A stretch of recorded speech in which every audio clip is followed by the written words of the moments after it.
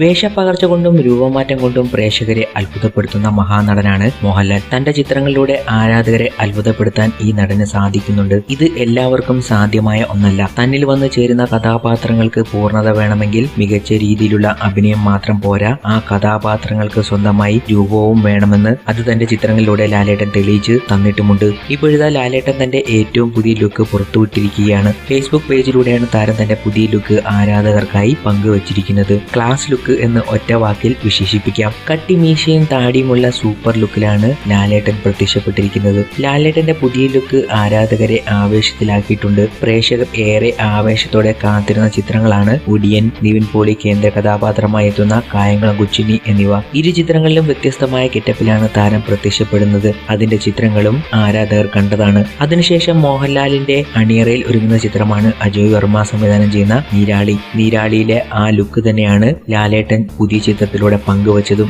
കായംകുളം കൊച്ചുണ്ണിയിലെ മോഹൻലാലിന്റെ ഇത്തിക്കര പക്കി എന്ന കഥാപാത്രത്തിന്റെ ഷെഡ്യൂളുകൾ കഴിഞ്ഞതിന് ശേഷമാണ് വീണ്ടും ലാലേട്ടൻ നീരാളിയിൽ ജോയിൻ ചെയ്യുന്നത്. നീരാളിയിൽ ഒരു നീണ്ട ഇടവേളയ്ക്ക് ശേഷം ലാലേട്ടൻ നായികയായി നദിയ മൊയ്തുവും എത്തുന്നുണ്ട്.